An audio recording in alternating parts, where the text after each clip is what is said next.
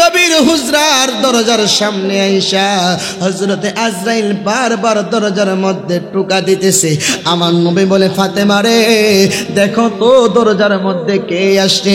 মা ফাতেমা দরজাটা খুললেন, কইলা দেখে রে, এমন চেহারা, এমন চেহারা, মক্কা মদিনার কোনো মানুষের সাথে চেহারার কোনো মিল নাই। দরজাটা মা ফাতেমা তাড়াতাড়ি কইরা লাগাইয়া দিলেন। ডাক দেয়া কই, বাবা বাবা বাবা, এমন একজন মানুষ আজকে দরজার সামনে এসেছে, এই মানুষটার জীবনে কোনোদিন আমি দেখি নাই, মক্কা মদিনার কোনো মানুষের চেহারার সাথে কোনো মিল নাই। ও বাবা, এই মানুষটা আপনার সাথে দেখা করতে চাই। আমার নবী কই, ফাতেমা রে, ও ফাতেমা, উনি তো দুনিয়ার কোনো মানুষ না রে, উনি হইল হাদা মালাকুল মউত আজরাইল। জোরে কোন সুবহানাল্লাহ। এই কথা শুনে মা ফাতেমা আমার নবীকে জড়িয়ে ধইরা নিলেন। ইয়া রাসূলুল্লাহ, ইয়া হাবিবাল্লাহ, বাবা গো বাবা, বাবা গো বাবা, আজরাইল তুমি যেই নামটা বলেছো, এই নাম তো কোনো সাধারণ নাম না।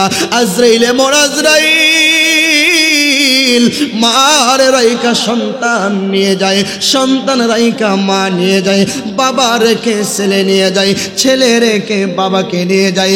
ও বাবা, এই আজরাইলকে আপনার ঘরে ঢুকতে আমি দিতাম না, দরজা লাগাইয়া দিছি আপনার ঘরে, আর আপনারে ধরার জন্য দিতাম না, কারণ আপনি বাবা চলে গেলে কার কাছে আইসা মনের ব্যথা গলি আমরা নিবারণ করব। বাঁশকানিয়ার যুবক, তুমি তো তোমার বাবার সাথে তুমি ভালো ব্যবহার করো না, তুমি তো তোমার মায়ের সাথে ভালো ব্যবহার করো না, তোমার মাকে তুমি বুড়া বেটি বইলা গালি দাও, তোমার বাবাকে তুমি বুড়া বেটা বইলা গালি দাও।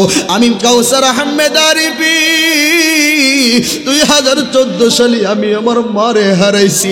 আমার মা আমারে মাদ্রাসায় ভর্তি কইরা দিয়া 6 মাস পরে দুনিয়া থেকে বিদায় হয়ে গেছে। আজকে আমি কত মাহফিলে যাই, কত টাকা কামাই, কিন্তু কামাইয়ের একটা অংশ মারে দিব, মাকে 1 কেজি আঙ্গুর আপেল কিনে খাওয়াবো, মার জন্য একটা সুন্দর শাড়ি কিনে নিব। এই তৌফিক তো আমি আরিফের হয় নাই। তুমিও তো একদিন কোটি কোটি টাকার মালিক হইবা, কিন্তু মারে পাইবা না, বাবারে পাইবা না। যুবক শুনো রে, শুনো, এই মার সাথে কখনো খারাপ ব্যবহার কইরো না, এই বাবার সাথে কখনো খারাপ ব্যবহার কইরো না। এই জন্য তো আশেক বলে, পরে রে বোঝা বইয়া বইয়া নৌকার তলই গেল খুইয়া রে, ওই আমার নিজের বোঝা কেবল ইবেরি, ওই আমার নিজের বোঝা কে বইবে, থাকব কোথায় যাইয়া রে আমি বাঙ্গা চুরি বাইয়া। বন্ধুরে আমার, এরে আমার বাঁশকানিয়ার বাবা মা ফাতেমা আমার নবীকে আঙ্গা মাইরা দইরা ফলাইলেন। বাবা গো বাবা গো বাবা, আপনি নবী যদি দুনিয়া থেকে বিদায় হয়ে যান, আমি ফাতেমা কারে বাবা কয়া ডাক দিব? আপনি যদি দুনিয়া থেকে বিদায় হয়ে যান গো, আমার সন্তানেরা কারে না ডাক কয়া ডাক দিব? কার কাছে যাইয়া আমার সন্তানেরা পেটের খিদা গলে নিবারণ করব?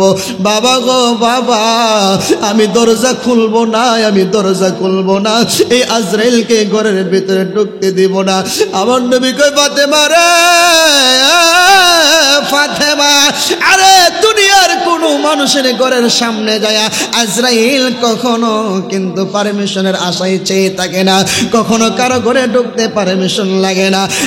ফাতেমা রে, এইটা আমি নবীর ইজ্জতের খাতিরে, আমি নবীর ইজ্জতের খাতিরে, সম্মানের খাতিরে আমার ঘরের সামনে আইসা আজরাইল দাঁড়িয়ে আছে। আল্লাহ বলেছে, আজরাইল, আজরাইল রে আজরাইল, আমার বন্ধুর ঘরের সামনে যাবি, সাবধান কোনো বেয়াদবি করবি না। আমার বন্ধু যদি অনুমতি দেয় রে, তাহলেই কিন্তু ঘরে প্রবেশ করবি। যতক্ষণ অনুমতি না দিব রে, ততক্ষণ আমার বন্ধুর ঘরের ভিতরে ঢুকবি না। ফাতেমা রে ফাতেমা, পৃথিবীর কোনো মানুষের অনুমতির জন্য আজরাইল চেয়ে থাকে না। আমি নবীর সম্মানে এই আজরাইল আমাকে সম্মান করতেছি। তুমি যদি অনুমতি নাও দাও, দরজা যদি নাও খুলো রে, আমার ঘরের মধ্যে আজরাইল ঢুকতে পারবে। ফাতেমা রে আয় রে, আমার কাছে আয়। আমার নবী মা ফাতেমার টান দিয়া বুকের কাছে নিয়ে গেলেন। ডাক দিয়া কই, মা ফাতেমা গো ফাতেমা, আমি তোমার এক কথা দিলাম, আমি নবী যখন পরদায় চলে যাব, এই মক্কা মদিনার ভিতরে সর্বপ্রথম রে তোর সাথে দেখা হবে, তোর সাথে আমার সাক্ষাৎ হবে, আর কারোর সাথে প্রথম সাক্ষাৎ হবে না। মা ফাতেমা যখন এই কথাটা শুনলেন, শোনার পরে অন্তরের মধ্যে একটা শান্তি আসলো, মনটারে একটু সান্ত্বনা দিলেন। বাবা গো বাবা, বাবা গো বাবা, আমার নবী যেহেতু এই কথা বলেছে, অবশ্যই অবশ্যই আমি ফাতেমা মক্কা মদিনার মধ্যে সবার আগে ইন্তেকাল করব। ঠিকই আমার নবী দুনিয়া থেকে বিদায় হওয়ার পরে 6 মাস পরে সর্বপ্রথম মা ফাতেমা দুনিয়া থেকে বিদায় হয়েছেন। জোরে সরে কোন আল্লাহু আকবার। মা ফাতেমা রাত্রি গভীরে হযরত আলীকে ডাকে, আলী আলী রে আলী আসো, আমার কাছে আসো। হযরতে আলীর কাছে আসলেন। কাছে আসার পরে দেখে মা ফাতেমার শরীরের মধ্যে জ্বর এসে গেছে, মা ফাতেমার শরীরের মধ্যে জ্বর এসে গেছে। আমার হযরতে আলী কয়, ফাতেমা রে মনের মধ্যে কেন তোমার কোনো ব্যথা নেই, শরীর খারাপ নেই, এত গভীর রজনীতে কেন তুমি আমার ডাক দিলা? হযরতে আলীর কথা শুনে ফাতেমা ডাক দেয়া কই, স্বামী গো, আজকে রাত্রি যখন আমি ঘুমের ঘরে গেলাম, ঘুমের ঘরে স্বপ্নে দেখতেছি আমার বাবা রাহমাতুল লিল আলামিন আমার ঘরে হাজির হয়ে গেছে। আল্লাহু আকবার। ও স্বামী, আমার ঘরে হাজির হইয়া আমারে বলে, ফাতেমা রে আগামী কালকে সেহরি করবা তুমি আলীর ঘরে, আর ইফতারি করবা তুমি আমি নবীর সঙ্গে। ফাতেমা জীবনের শেষ বিদায় আলীর কাছটা এখানে নিও, আলীর ঘরে জীবনের শেষ খাবারটা তুমি খেয়ে নিও, আর জীবনে কোনো দিন রে আলীর ঘরের খাবার তুমি খাইতে পারবা না। ফাতেমা এই কথা যখন বললেন আলীর কাছে, আলী কো, ফাতেমা এত আদর কইরা তোমার নবী আমার কাছে বিয়ে দিছে। ফাতেমা রে আজকে যদি আমার ঘরে সেহরি করো, জীবনে কোনো দিন মনে হয় রে আর আমি আলীর ঘরে ইফতারি করবা না, আজকে সেহরি করবা আমার ঘরে, ইফতারি করবা রাহমাতুল লিল আলামিনের সঙ্গে। আমার নবী যখন এই কথা বললেন, হযরতে আলীর সাথে নবী বললেন, হযরত আলী মা ফাতেমারে ধরে কান্না করে, আজকে আমাদের সমাজে স্বামী স্ত্রীর মধ্যে ভালোবাসা নাই, মহব্বত নাই রে, একে অপরের প্রতি কোনো ভালোবাসা নাই, কোনো টান নাই। কথা কোন ঠিক কিনা? গোল্ড অফ মদিনা, সুন্নিয়তের অহংকার। 24 ঘন্টা চাইলে আল্লাহ দেনি, জোরে বলেন দেনি। এখন আল্লাহ কি কইছে কোথাও কোরআনের, যে জানাজার নামাজের পরে আমার কাছে তোমরা চাইও না, কারণ জানাজার নামাজের পরে আমি আল্লাহ চা খাইতাম জায়গা। কথা কন না করে? আচ্ছা, আল্লাহ কি কোথাও বলছে যে আমারে জানাজার নামাজের পরে আমি আল্লাহ অবসরটাহি না, জানাজার নামাজের পরে আমারে ডাকো না, আমার কাছে চাইও না, দোয়া করা, মুনাজাত করা, এইটা তো আল্লাহর কাছে চাওয়া, আল্লাহর কাছে মাগফিরাত কামনা করা। তাহলে আল্লাহ কি বলছে কোনো কোরআনে, কোনো আয়াতে, নবী কি কোনো হাদিসে বলছে কোথাও? যদি কারো জানা থাকে, যদি কেউ পেয়ে থাকেন, আমার জানা নাই, আমি পাই নাই, যদি আপনি কোথাও পেয়ে দেখেন যে আল্লাহ কইছে জানাজার পরে আমারে ডাইকো না, আমি আল্লাহ তখন ব্যস্ত তাহি। যদি দলিল দিতারেন, আমরা সুন্নিরা কখনো জানাজার নামাজের পরে দোয়া মুনাজাত করতাম না। কথা কন না কেন? আর যদি আল্লাহ বলেই থাকে উদউনি আস্তাজিব লাকুম, তোমরা আমার কাছে চাও, তাহলে আপনি কেন বলবেন তুমি চাইও না? এর দ্বারা বোঝা গেছে তোমরার মতো মৌলবীরা জেতা মানুষেরও দুশ্মন। এখন থেকে নতুন কইরা বাসকানিয়ার মাহফিল থেকে বুঝলাম তোমরা মরা মানুষেরও দুশ্মন। কারণ বেড়া মরে গেছে গা, এই বেড়ার লেগে একটু দোয়া করুম, তুমি কে কো বেদাত বেদাত বেদাত, কি ও মরা বেড়ার লোক তোমার দুশ্মনী আছে নাকি? কথা কন না কেরে? এলে মরা বেড়ার লেগে তোমার দুশ্মনী না থাকলে এই বেড়ার তো মরণের পরে আর কোনো কিছু দেওয়ার মতো ক্ষমতা নাই, সিস্টেম নাই, কোনো রকম সুবিধা নাই। একটাই সুবিধা, তার লেগে একটু দোয়া করুন যাবো। এখনো গিয়েও তুমি বাধা দেও, এর দ্বারা বোঝা যায় সারা জীবন শুনছি তুমি জেতা মানুষের দুশ্মন, আজকে থেকে বুঝলাম তুমি মরা মানুষেরও দুশ্মন। হাত তুলে কোন ঠিক কিনা কোন? বাসকানিয়ার মুসলমান, আমি আপনাদেরকে বলে যাই, আমি ছোট মানুষ, আমি বড় ডিগ্রিধারী না, আমি বড় মুফাসসির না, আমি বড় মুফতি না, কিন্তু আমি কাউসার আহমেদ আরিফি রাসূলুল্লাহর একটা গোলাম। আজকের বাসকানিয়ার মধ্যে বলে গেলাম, জানাজার নামাজের পরে দোয়া নিয়ে যদি কারো কোনো দ্বিমত থাকে, ইনশাআল্লাহ যেই কোনো সময় যেই কোনো জায়গায় আহলে সুন্নাত ওয়াল জামাতের আলেমরা বসতে রাজি। কথা কোন ঠিক কিনা?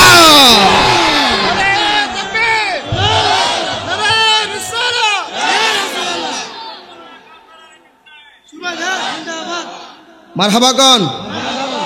ভয় আছে নাকি আমাদের? কারণ বই নাই কেন?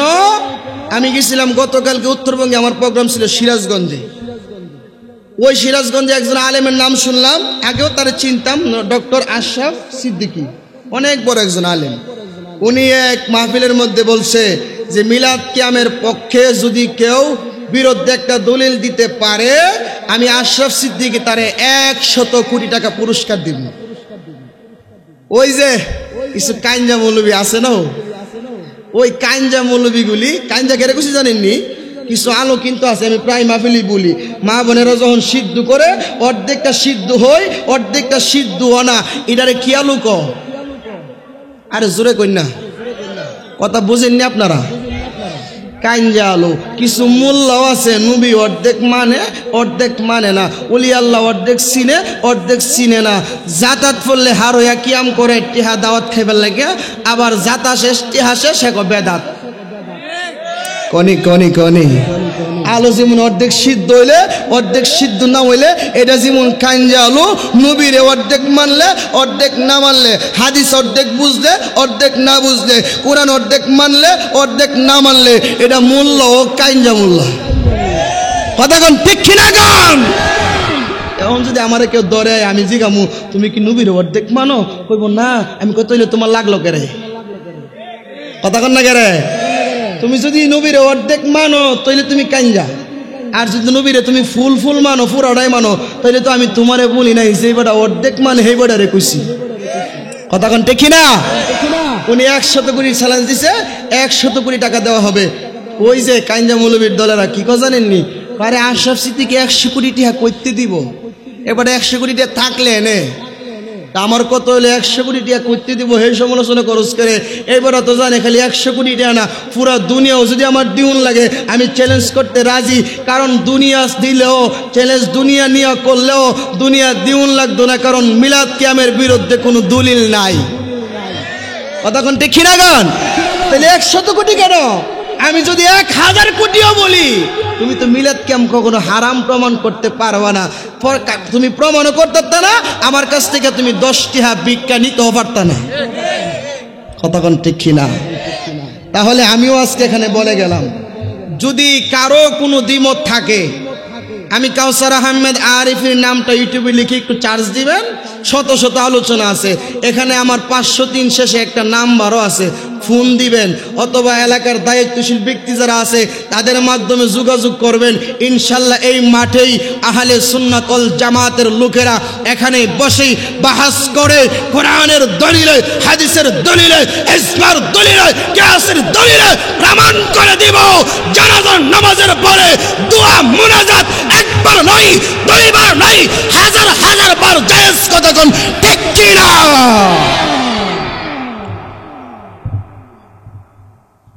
ইলনি বক্তাটা ও বক্তা কইলাম আরেকজন আমার পরে আছে, আরেকজন বক্তা আছে। বক্তার নাম কি জানেননি? ও হেমন আমার কোন মাহফিলে আসি এর লেগে বুঝা লাইছে। এই বক্তার নাম হইল তাবারক শাহ। ওই তাবারক শাহরে বক্তা ওয়াজ করতো না, এই বক্তা আইবো আপনারা দিব লইয়া বাজ যাবেন না। তাবারক বালা না খারাপ? কিছু মানুষ তো তাবারক বেলে বালা না, আবার মৌলবীরে দাওয়াত দিলে নামাজ আসিল 1টার সময় ফুসিসই বইরালা। কথা কর না কেরে? নামাজ 1টার সময় সব নামাজ তো 1টার সময় আমনে দিয়ে আজকে ফুসিসই হারে গেছেন গা। সভাপতি যাও আজকে একটা দাওয়াত আছে।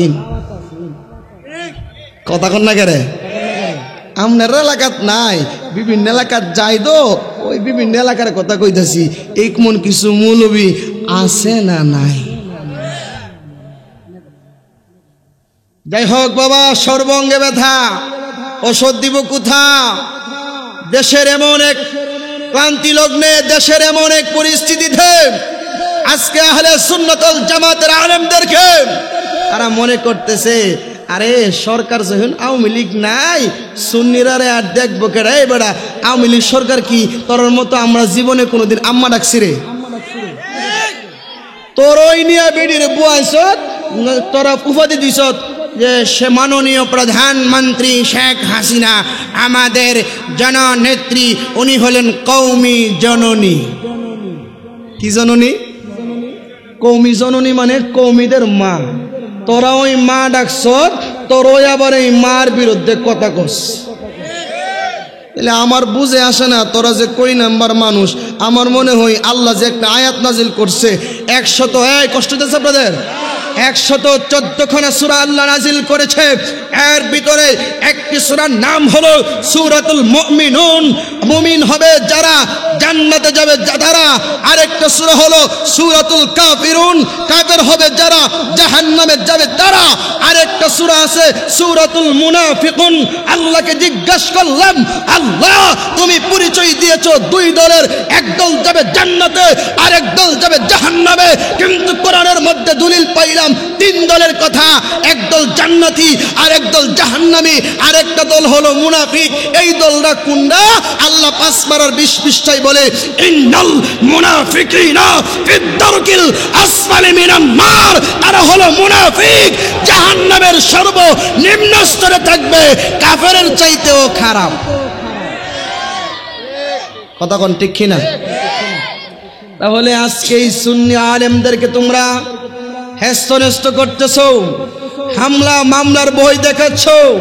সুন্নি আলেমদের উপরে তোমরা আজকে নতুন নই, আওয়ামী লীগ সরকার পতনের পরে নই, আমি এই সুন্নি আলেমদের বিরুদ্ধে আজকে থেকে 2013 সালে না ফারুক হুজুর 2013 সালে আজকে থেকে প্রায় 9 থেকে 10 বছর আগেই তোমরা সুন্নি আলেমদের ঘরে ঢুকে তাদেরকে তোমরা হত্যা করেছো। তোমরাও তো নামদারি কিছু মুসলমান। কথা কন না কেন?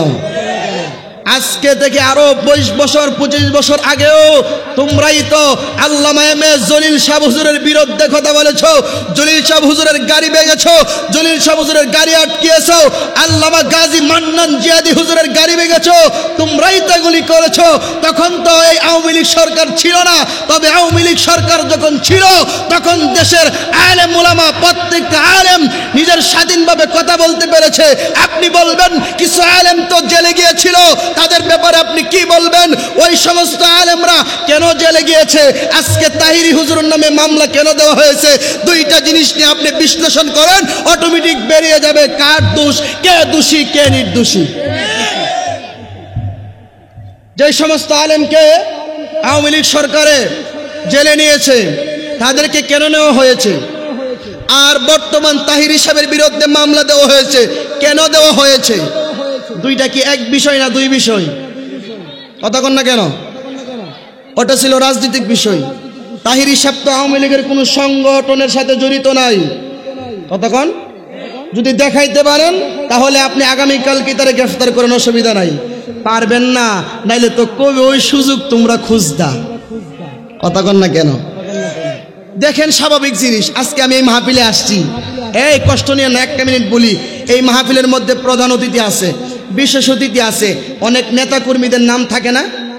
এখন একটা মাহফিলে যদি মনে করেন আওয়ামী লীগ হোক, বিএনপি হোক, জাতীয় পার্টি হোক, যেই কোনো দলের নেতার নাম যখন থাকবো, অটোমেটিক আমি তার একটু গুণগান স্বাভাবিক করব, ঠিক না? স্বাভাবিক আমি একজন নেতা আসলে তার একটু গুণগান আমি করতেই পারি, স্বাভাবিক। এই গুণগান 15 বছর আওয়ামী লীগ সরকারের ক্ষমতা, তাহির হিসাবও মাডো, তাদের সাথে একটা প্রত্যেক মাঠে মাঠে দেখা হইতে একটা মহব্বত হয়ে গেছে। উনি 2-4টা কথা তাদের পক্ষে বলতেন, এইগুলিরে কাটশিট কইরা তারা আওয়ামী লীগের দালাল বানাই লইছে। কথা কন না কেন? শুনেন, আপনারা যেমন অভিভাবক ছাড়া, আমরাও অভিভাবক ছাড়া। এখনো মনে করেন না আপনারা ক্ষমতায় চলে গেছেন, এখনো মনে করেন না ক্ষমতায় চলে গেছেন। আল্লাহ পাক রব্বুল আলামিনের পক্ষ থেকে যাকে নির্ধারণ করা হবে সেই ক্ষমতায় বসবে। আমরা সুন্নি মুসলমান আল্লাহর কাছে দোয়া করি, আল্লাহ যার হাতে ক্ষমতা গেলে দেশ শান্তিতে থাকবে, যার হাতে ক্ষমতায় গেলে ইসলাম নিরাপদ থাকবে, যার হাতে ক্ষমতা গেলে ওলিয়া উলিয়াদের দরবার নিরাপদ থাকবে, আল্লাহ তুমি তাকেই এই দেশের ক্ষমতাবান দায়িত্বশীল ব্যক্তি বানাও। কথা কোন ঠিক কিনা? আমি কি কারো পক্ষে বলেছি? আমি কারো পক্ষে বলি নাই। আমি বলছি যার দ্বারা দেশের উপকার হবে, যার দ্বারা দেশের উপকার হবে, যার দ্বারা ইসলামের লাভ হবে, যার দ্বারা সুন্নিয়তের লাভ হবে, যার দ্বারা উলিয়া উলিয়াদের মাজার নিরাপদ থাকবে, যার দ্বারা মাদ্রাসা নিরাপদ থাকবে, যার দ্বারা মক্তব নিরাপদ থাকবে, যাদের দ্বারা খানকা নিরাপদ থাকবে, তাদেরকে তুমি ক্ষমতায় বসাও না। আমি দোয়া করতাম যে আল্লাহ যারা দেশের মধ্যে অর্শিকন লাগাইবো, 2 নাম্বারই করবো, মাজার ভাঙবো, মসজিদ ভাঙবো, মসজিদে আগুন ধরাই দিব, হেরারে ক্ষমতাত বসাও। কথা কন না কেন? আপনারা কি দেখেন নাই মুর্শিদপুর দরবারে মসজিদের ভিতরে আগুন লাগাইছে? 1 থেকে 150 গুরু ছিল, এই গুরুগুলি কেডা নিছে? হেরা যে গুরু সুর প্রমাণ হয়েছে মুর্শিদপুর। কথা কন ঠিক কিনা? আরে অতদিন তো আছেন হেরা ইমান সুর, ওখানে বুঝলাম তোমরা গুরু ও সুর। কথা কোন ঠিক কিনা? যাই হোক বাবা, অনেক ব্যথা অন্তরের ভিতরে। চিন্তা করেন, প্রশাসন এসে বলছে যে 10 মিনিটের ভিতরে মাহফিল শেষ করেন, তাই হিসাব 7 মিনিটের। এই লাইট একটু বন্ধ করাচ্ছি।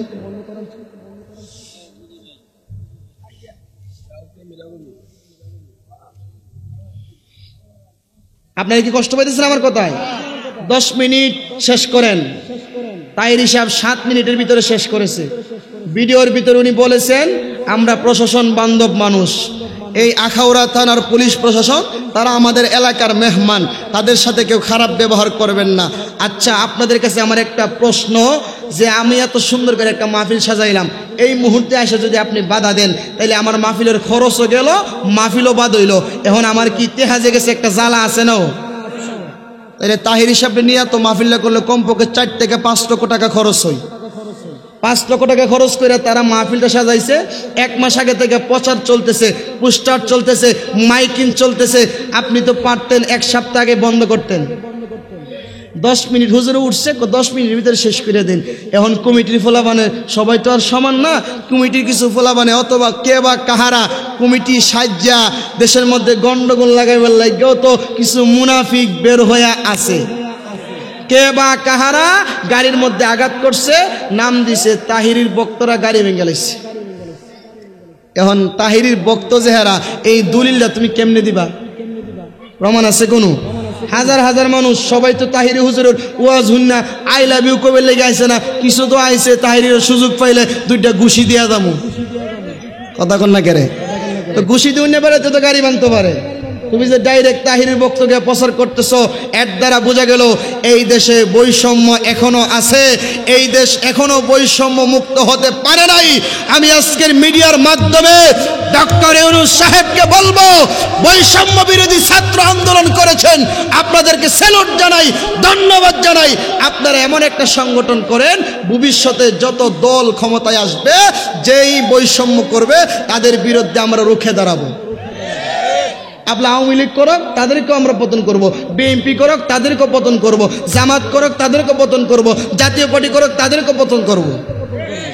আপনারা করেন না, আমাদের কোনো আপত্তি নাই, কিন্তু আপনারা বলছেন বৈষম্য বিরোধী ছাত্র আন্দোলন, অথচ বৈষম্য এখনো বাংলার প্রান্তে প্রান্তে চলতেছে। এর দ্বারা বৈষম্য এখনো যায় নাই। সাবধান করে দিলাম, আহলে সুন্নাত ওয়াল জামাতের পীর মাশায়েখ যদি এক প্ল্যাটফর্মে চলে আসে, একদিনের ভিতরে দেশ ছাড়তে বাধ্য হবেন। কতক্ষণ ঠিক কিনা? কি ভাবছেন? আটরশি দরবার, বান্ডারি দরবার, সোনাকান্দা দরবার, ষাটসিনা দরবার, ফুলতলির দরবার, মুর্শিদপুরের দরবার, শম্ভুগঞ্জের দরবার, এই মন যদি 20টা দরবার একসাথেও, আমার মনে হয় বাংলাদেশের অর্ধেক মানুষ সব এখানেই থাকবো। কতক্ষণ ঠিক কিনা? সাধারণ মনে করেন না। আল্লাহ আমাদের সবাইকে এই কথাগুলি বোঝার তৌফিক দান করুক। সকলে বলেন আমিন। মনের জ্বালাটা প্রকাশ করে নিলাম। সব জায়গাতে তো পারি না, সব জায়গাতে পারি না, কিন্তু সুন্নি বান্ধব মানুষ, এই বাঁশকানিয়ার মানুষ, সুন্নি প্রেমিক মানুষ, এই এলাকার মানুষ, নবী বান্ধব মানুষ, উলি বান্ধব মানুষ, মনের কথাটা ব্যক্ত করে গেলাম। যদি পছন্দ হয় তাহলে গ্রহণ করবেন, যদি পছন্দ না হয় মাঠের এক কোণের মধ্যে রাখা বাইর দিয়ে ঘুমাই থাকেন। ঠিক কিনা কোন? যাই হোক বাবা, আজকে আমি ডাইরেক্ট আলোচনায় ঢুকেছি। আমি কিন্তু পোস্টার পড়ি নাই, খুতবাও পড়ি নাই। আমাকে বিষয় দেওয়া হয়েছে, হুজুর আপনি কবর হাসর নিয়ে একটু আলোচনা করবেন, কারণ মানুষ আজকে মরণের কথা বলে গেছে। মরণের কথা বলে গেছি বিদায় আমরা এখনো সুদ খাই, মরণের কথা বলে গেছি বিদায় আমরা এখনো ঘুষ খাই, মরণের কথা বলে গেছি বিদায় আমরা এখনো জিনা করি, মরণের কথা বলে গেছি বিদায় আমরা এখনো অন্যায় করি। কথা কোন ঠিক কিনা? হ্যাঁ বাবা বলেন তো আপনারা, মরণ কি আমাদের সামনে না পিছনে? আরো জোরে কোন? মরণ আমাদের সামনে। যেই কোনো সময়, যেই কোনো মুহূর্তে আপনাকে আমাকে আজরাইল নিয়ে যাবে।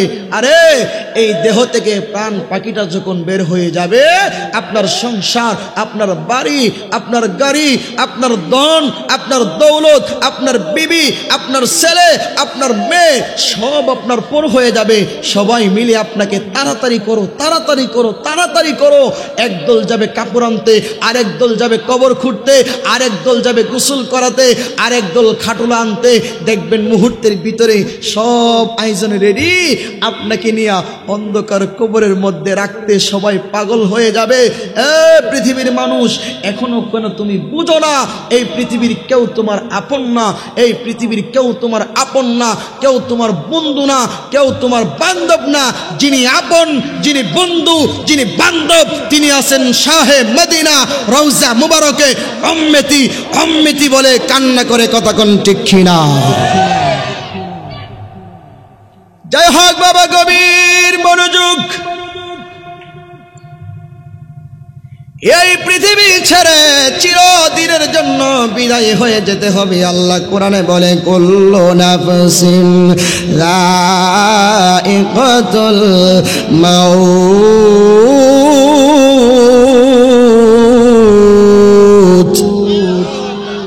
আল্লাহ বলে প্রত্যেকটা নফসের মরণ আছে, প্রত্যেকটা প্রাণীকে একদিন মরণের স্বাদ গ্রহণ করা লাগবে। হ্যাঁ আমার বাঁশকানিয়ার বাবারে,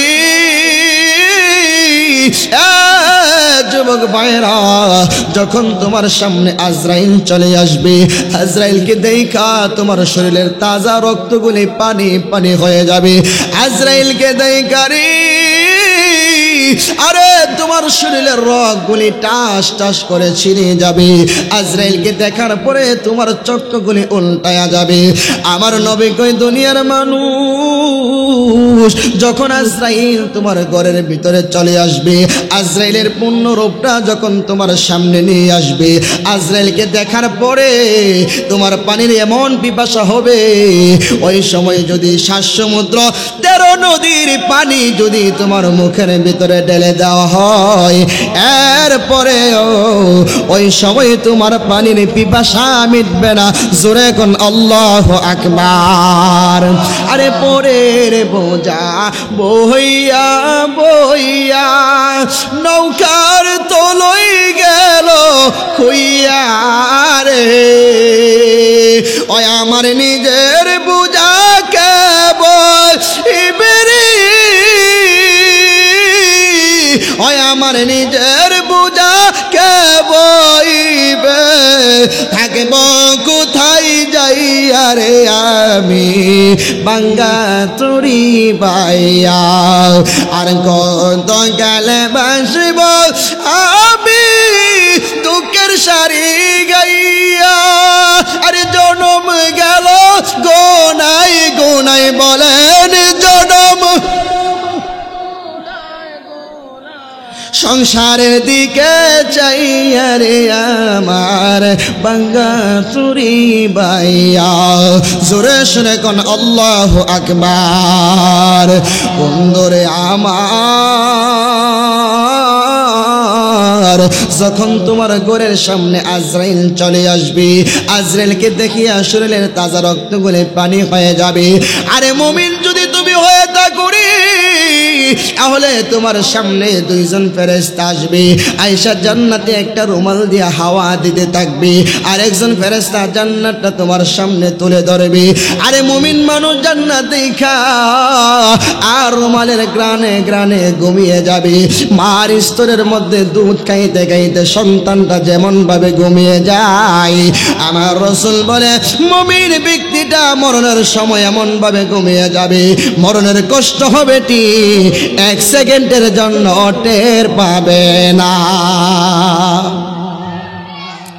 আর যারা বেঈমান হবে বেঈমান এখনো কিন্তু মাহফিলের পরিবেশ করতেছেন আপনারা এখনো এদিক সেদিক কথাবার্তা ফুলাবার নাচানাচি উঠা বসা করতেছে যদি বেঈমান হয়ে যান আজরাইল কঠিন একটা রূপ নিয়ে তোমার সামনে হাজির হয়ে যাবে নবী কই দুনিয়ার মানুষ রে যখন তোমার ভিতরে থেকে রুহটারে টান মারবো রুহটারে টান দেওয়ার পরে কিন্তু তোমার ভিতর থেকে যখন রুহটা বের করবো আরে জীবিত একটা খাসির বাচ্চা যদি গাছের মধ্যে লটকায়া শরীর থেকে আপনি চামড়াগুলি টেনে টেনে তুলে ফেলেন এই খাসির বাচ্চাটার যেমন কষ্ট হবে রে তার চাইতে হাজার গুণ বেশি কষ্ট হবে বেঈমানের মরণের সময় কথা কোন ঠিক কিনা সে যে নামে আজরাইল সঠিক সময় এই বাঁশকানিয়ায় হইবে হাজির কাকুতি মিনতি করবা তুমি কাকুতি মিনতি করবা তুমি থাকতে পারবা না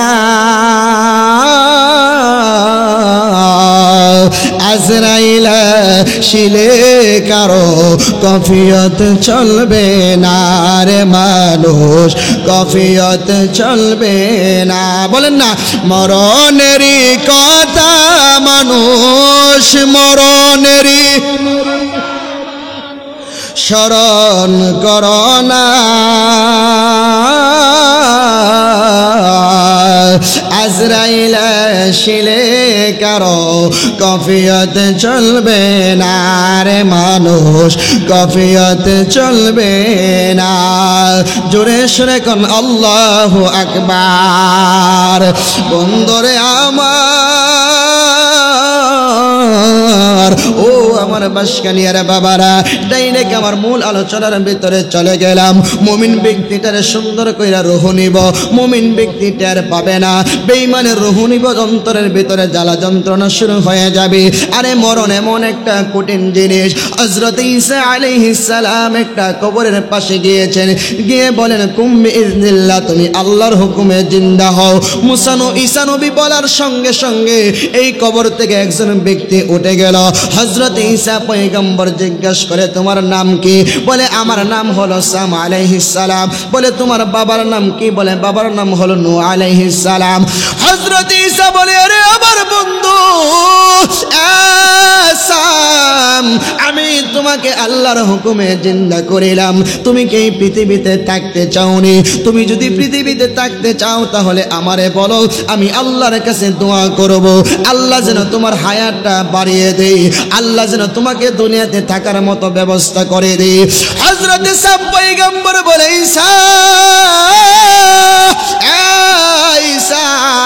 আমি যদি এই জমি জমিনের মধ্যে বসবাস করি, আমি যদি এই জমিনের মধ্যে বসবাস করি, আমি যদি হায়াত নিয়ে আবার দুনিয়াতে চলাফেরা শুরু করি, তাহলে আবার কি আমার মরণ হবে নাকি? আবার আজরাইল আমার বাড়ির মধ্যে আসবে নাকি? আবার আজরাইল আমার রূহ নেওয়ার জন্য আসবে নাকি? হযরত ঈসা পয়গম্বর বলে, সামরি, যদি তুমি দুনিয়াতে বেঁচে থাকো, যদি তুমি হায়াতে জিন্দেগিতে আবার থাকতে পারো, অবশ্যই আজরাইল তোমাকে আবার জান নিতে আসবে, আজরাইল তোমাকে রূহ নেওয়ার জন্য আবার আসবে। তাহলে তুমি তো হইলা একজন নবী, তোমার বাবা হইল নবী, তুমি আজরাইলের মরণের কথা আগে কেন চিন্তা করতেছ? হযরত সামরি ঈসা পয়গম্বর শুনো, ঈসা, এখনো তো তোমার সাথে আজরাইলের দেখা সাক্ষাৎ হয় নাই, এখনো তো আজরাইলের সাক্ষাৎ তুমি পাও নাই। জানো নি রে ঈসা, 1000 বছর আগে আজরাইল আলাইহিস সালাম আমি সামের ভিতর থেকে রূহটা বের করেছিল। রূহটা বের করার সময় এমন কষ্ট হয়েছে রে বাসকানিয়ার বাবা, এমন কষ্ট হয়েছে রে আমার জঙ্গল বাড়ির বাবা, এমন কষ্ট হয়েছে রে আমার পেটুয়ার বাবা। হযরতে সাম বলে, এমন ব্যথায় আমি পেয়েছি, এমন কষ্ট আমি পেয়েছি, আজকে 4000 বছর পরেও আমি ওই মরণের কথা বলতে পারি না। হযরত ঈসা বলে, নূহ নবীর ছেলে শোনো, আরে তুমি নিজে নবী, তোমার বাবা নবী, এরপরেও তুমি তোমার মরণের বর্ণনা আমার কাছে করেছো। এত কষ্ট তোমার হয়েছে, তোমাকে কেন কষ্ট দেওয়া হলো? তুমি তো বেঈমান ছিলা না, তুমি তো ছিলা ঈমানদার, তুমি কেন এমন ভাবে আঘাত পেয়েছো? হযরতে নূহ আলাইহিস সালামের ছেলে ডাক দিয়ে বলে, ও ভাই ঈসা, জানোনি প্রত্যেকটা মানুষের কিন্তু মরণের যন্ত্রণা হবে, প্রত্যেকটা মানুষের কিন্তু মরণের যন্ত্রণা হবে। কারো মরণের যন্ত্রণা সুখের হবে, কারোটা দুঃখের হবে। কিছু মানুষ সুখে কান্দে, কিছু মানুষ দুঃখে বইরা কান্দে। কিন্তু আপনার নবী, আমার নবী, আমার আল্লাহর কাছে বলে, ও আল্লাহ, তুমি যখন আমার এই দুনিয়া থেকে বিদায় করবা, হযরতে জিবরাইল যখন জমিনের মধ্যে আসলেন, ইয়া রাসূলুল্লাহ, ইয়া হাবিব আল্লাহ, নবীজি, ও মায়ার নবী, ও দয়ার নবী গো, আমার আল্লাহ পাক রব্বুল আলামিন আপনার কাছে আমাকে পাঠিয়েছে। আপনি যদি চান তাহলে দুনিয়াতে থাকতে পারবেন, আপনি যদি চান তাহলে দুনিয়া থেকে পর্দা করতে পারবেন। আমার নবী কই, আমার আল্লাহ যাহা ভালো মনে করে তাহাই করো, কিন্তু আমার একটা কথা আছে। বলে, কি কথা? বলে, কথাটা হলো, আমি যখন দুনিয়া থেকে বিদায় হয়ে যাব, আমার উম্মতকে কে দেখবো? আমার উম্মতের গাবার কে নিব? আমার উম্মতের বিপদে আপদে কে পাশে থাকবো? হযরতে জিবরাইল কই, আল্লাহর নবী, আপনি কোনো চিন্তা করবেন না, আপনি কোনো টেনশন করবেন না, আপনি কোনো দুশ্চিন্তা মনে নেবেন না। আপনি যখন দুনিয়া থেকে বিদায় হয়ে যাবেন, আপনার গুনাহগার উম্মতের পার জাবিনার জিম্মাদার স্বয়ং আল্লাহ নিজেই নিবে। বলেন সুবহানাল্লাহ।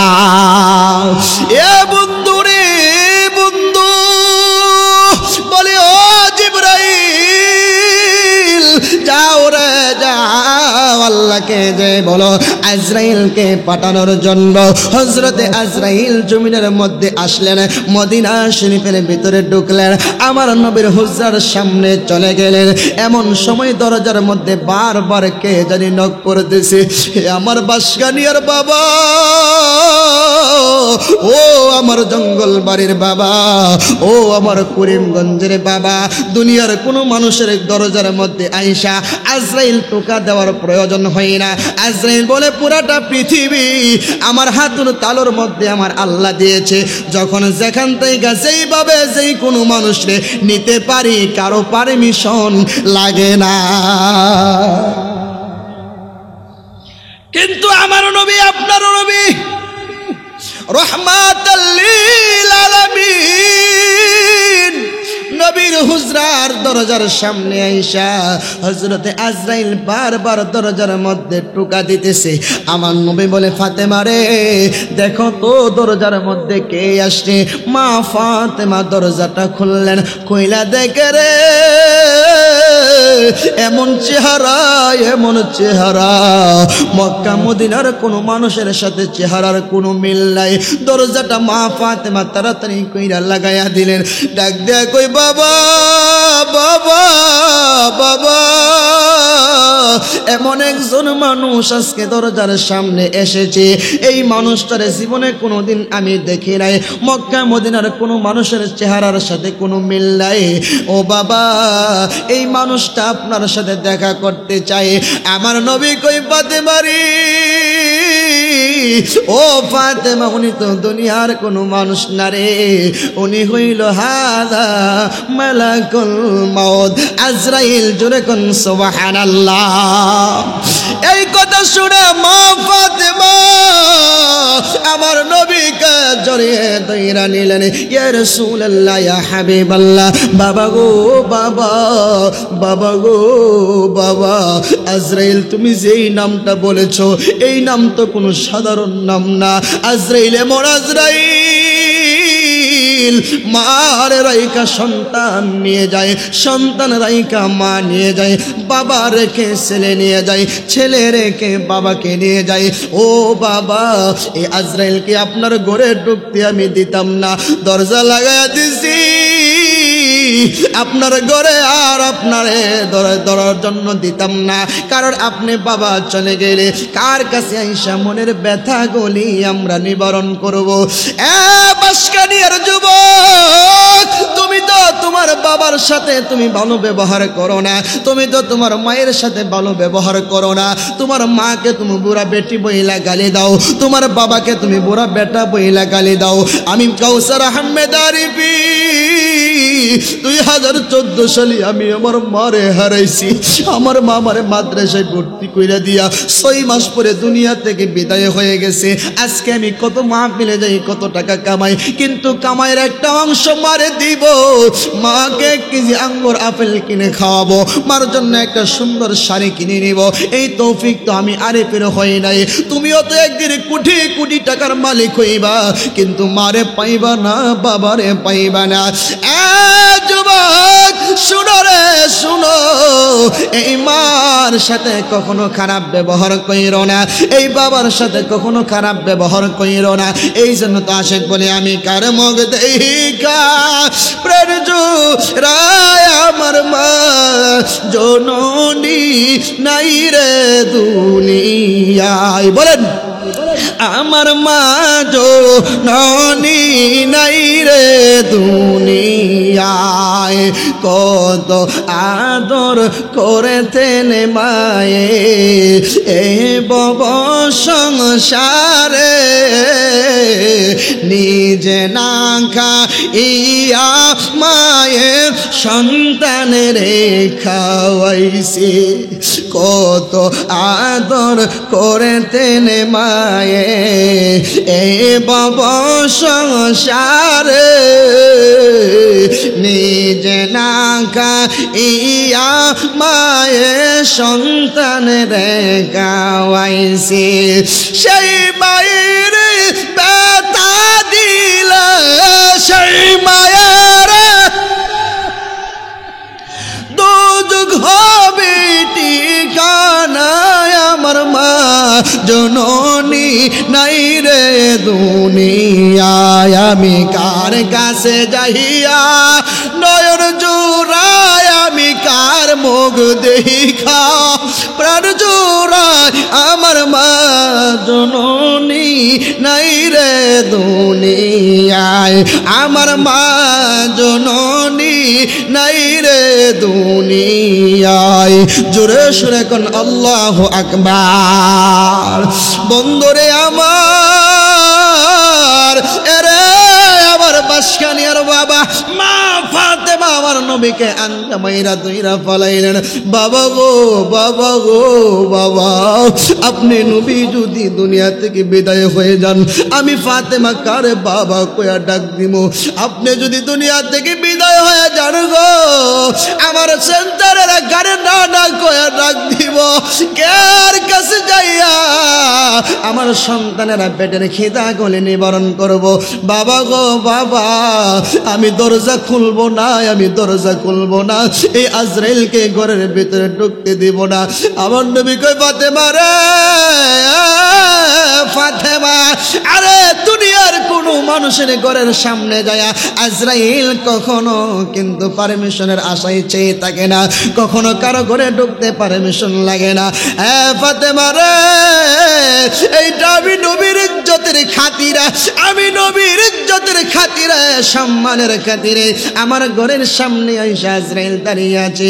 আল্লাহ বলেছে আজরাইল, আজরাইল রে আজরাইল, আমার বন্ধুর ঘরের সামনে যাবি, সাবধান কোনো বেয়াদবি করবি না। আমার বন্ধু যদি অনুমতি দেয় রে, তাহলেই কিন্তু ঘরে প্রবেশ করবি, যতক্ষণ অনুমতি না দিব রে ততক্ষণ আমার বন্ধুর ঘরের ভিতরে ঢুকবি না। ফাতেমা রে ফাতেমা, পৃথিবীর কোনো মানুষের অনুমতির জন্য আজরাইল চেয়ে থাকে না, আমি নবীর সম্মানে এই আজরাইল আমাকে সম্মান করতেছি। তুমি যদি অনুমতি নাও দাও, দরজা যদি নাও খুলো রে, আমার ঘরের মধ্যে আজরাইল ঢুকতে পারবে। ফাতেমা রে আয় রে আমার কাছে আয়। আমার নবী মা ফাতেমার টান দিয়া বুকের কাছে নিয়ে গেলেন, ডাক দিয়া কই মা ফাতেমা গো ফাতেমা, আমি তোমার এক কথা দিলাম, আমি নবী যখন পরদায় চলে যাব, এই মক্কা মদিনার ভিতরে সর্বপ্রথম রে তোর সাথে দেখা হবে, তোর সাথে আমার সাক্ষাৎ হবে, আর কারোর সাথে প্রথম সাক্ষাৎ হবে না। মা ফাতেমা যখন এই কথাটা শুনলেন, শোনার পরে অন্তরের মধ্যে একটা শান্তি আসলো, মনটারে একটু সান্ত্বনা দিলেন। বাবা গো বাবা, বাবা গো বাবা, আমার নবী যেহেতু এই কথা বলেছে, অবশ্যই অবশ্যই আমি ফাতেমা মক্কা মদিনার মধ্যে সবার আগে ইন্তেকাল করব। ঠিকই আমার নবী দুনিয়া থেকে বিদায় হওয়ার পরে 6 মাস পরে সর্বপ্রথম মা ফাতেমা দুনিয়া থেকে বিদায় হয়েছেন। জোরে সরে কোন আল্লাহু আকবার। মা ফাতেমা রাত্রি গভীরে হযরত আলীকে ডাকে, আলী আলী রে আলী আসো আমার কাছে আসো। হযরতে আলীর কাছে আসলেন, কাছে আসার পরে দেখে মা ফাতেমার শরীরের মধ্যে জ্বর এসে গেছে, মা ফাতেমার শরীরের মধ্যে জ্বর এসে গেছে। আমার হযরতে আলী কই ফাতেমা রে, মনের মধ্যে কেন তোমার কোনো ব্যথা নেই, শরীর খারাপ নেই, এত গভীর রজনীতে কেন তুমি আমার ডাক দিলা? হযরতে আলীর কথা শুনে ফাতেমা ডাক দেয়া কই স্বামী গো, আজকে রাত্রি যখন আমি ঘুমের ঘরে গেলাম, ঘুমের ঘরে স্বপ্নে দেখতেছি আমার বাবা রহমাতুল লিল আলামিন আমার ঘরে হাজির হয়ে গেছে। আল্লাহু আকবার। ও স্বামী, আমার ঘরে হাজির হইয়া আমারে বলে ফাতেমা রে, আগামী কালকে সেহরি করবা তুমি আলীর ঘরে, আর ইফতারি করবা তুমি আমি নবীর সঙ্গে। ফাতেমা জীবনের শেষ বিদায় আলীর কাছটা এখানে নিও, আলীর ঘরে জীবনের শেষ খাবারটা তুমি খেয়ে নিও, আর জীবনে কোনো দিন রে আলীর ঘরের খাবার তুমি খাইতে পারবা না। ফাতেমা এই কথা যখন বললেন আলীর কাছে, আলী কো ফাতেমা এত আদর কইরা তোমার নবী আমার কাছে বিয়ে দিছে, ফাতেমা রে আজকে যদি আমার ঘরে সেহরি করো, জীবনে কোনো দিন মনে হয় রে আর আমি আলীর ঘরে ইফতারি করবা না, আজকে সেহরি করবা আমার ঘরে, ইফতারি করবা রহমাতুল লিল আলামিনের সঙ্গে। আমার নবী যখন এই কথা বললেন, হযরত আলীর সাথে নবী বললেন, হযরত আলী মা ফাতেমারে ধরে কান্না করে। আজকে আমাদের সমাজে স্বামী স্ত্রীর মধ্যে ভালোবাসা নাই, মহব্বত নাই রে, একে অপরের প্রতি কোনো ভালোবাসা নাই, কোনো টান নাই, কথা কোন ঠিক কিনা? অধিকাংশ ফ্যামিলির মধ্যে স্বামী আর স্ত্রী দুইজনে শুধু ঝগড়া করে, শুধু ঝগড়া করে। মা গো মা, ও গো প্রাণের মা, আমি কাউসার আহমেদ আরিফি তোমার নরমাল একটা সুরে আজকে কথাটা বলে দিয়ে যাই। যদি তোমার স্বামীর সাথে ভালো সম্পর্ক রাখো, স্বামীর সঙ্গে যদি ভালো ব্যবহার করো, স্বামীর সাথে যদি ভালো আচরণ করো, স্বামীরে যদি খুশি করতে পারো গো মা, যদি যেই দিন তুমি দুনিয়া থেকে বিদায় হয়ে যাইবা, তোমার স্বামী যদি তোমার কথা মনে করে চোখের একটা ফোঁটা পানি ফালায় আর বলে, মালিক রে আমার বিবি আমারে কোনোদিন কষ্ট দেই নাই, আমার বিবিরে আমি মাফ কইরা দিছি গো মালিক, তুমি আমার বিবিরে মাফ করে দাও।